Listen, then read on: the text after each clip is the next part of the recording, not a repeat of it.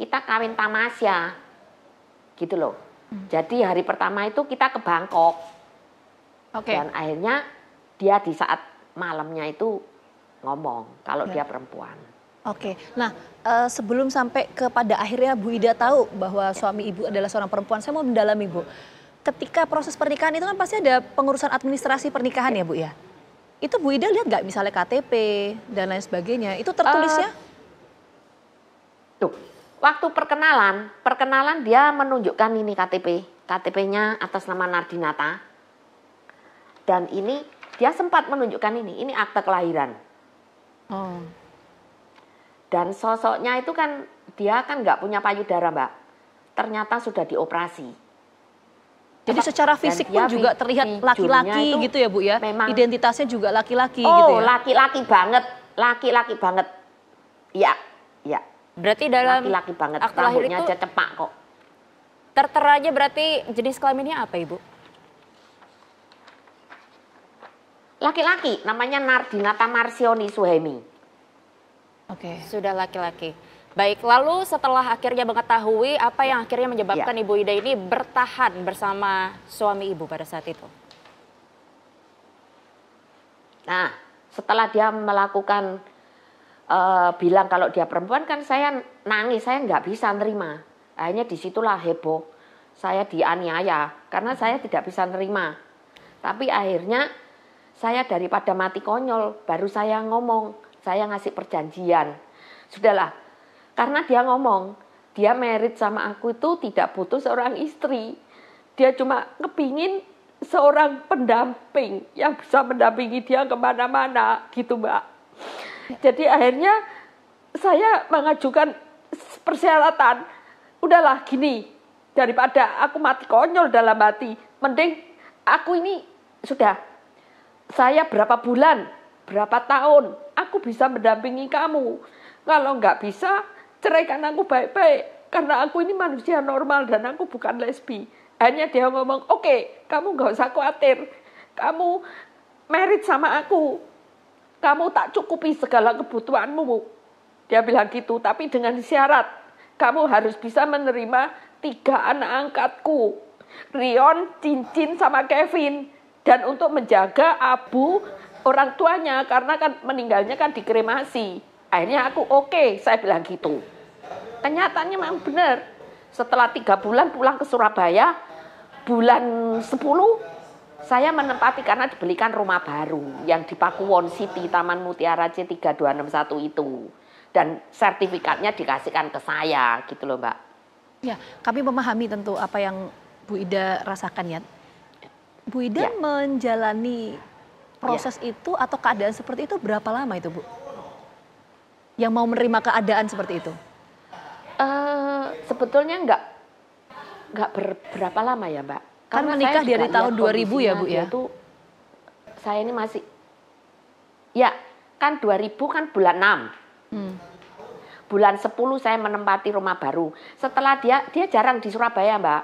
Jadi 1 bulan gitu 2 atau 3 kali.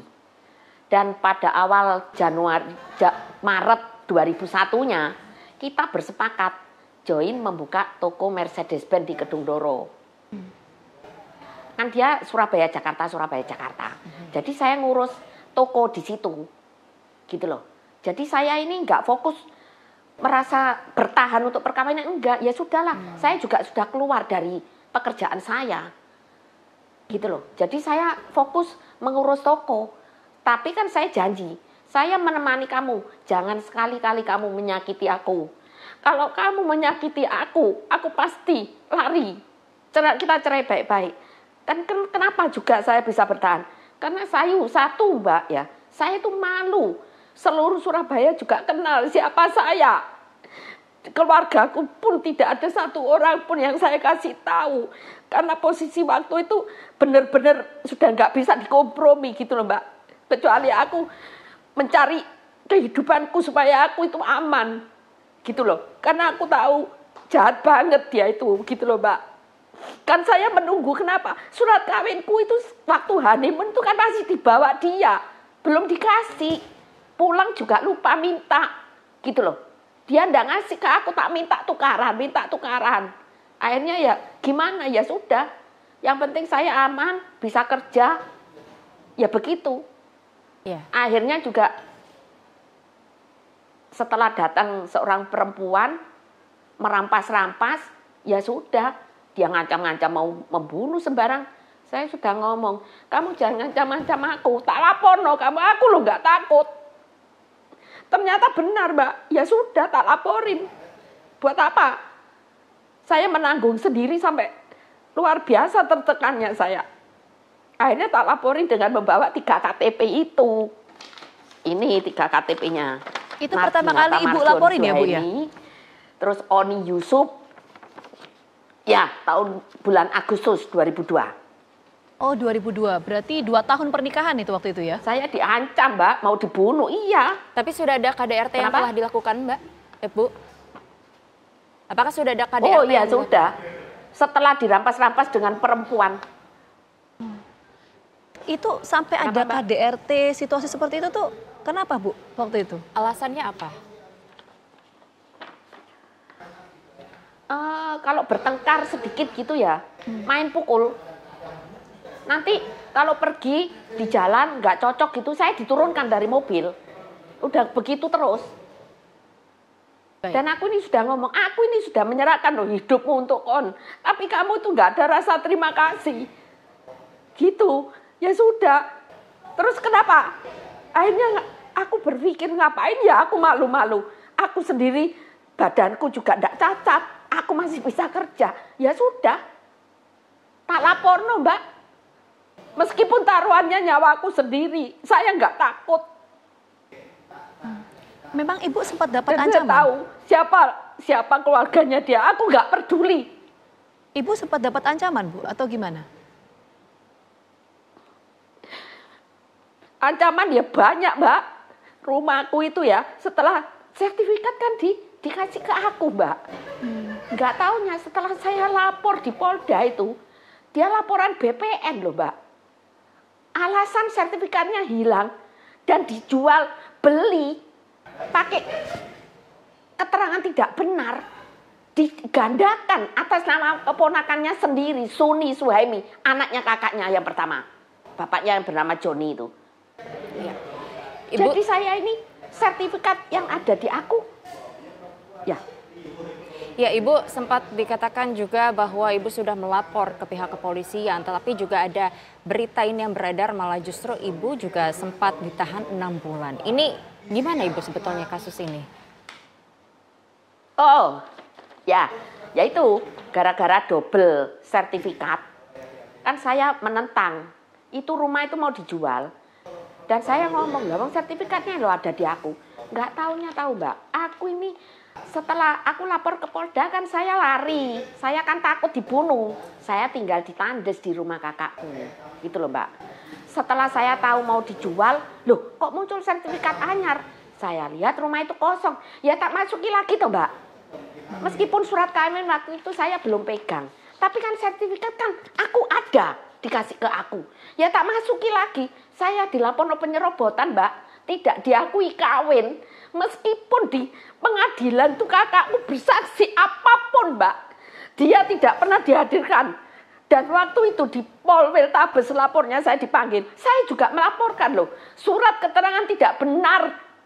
Itu pun tidak jalan, mandek Polrestabes itu. Sama aja sama Polda.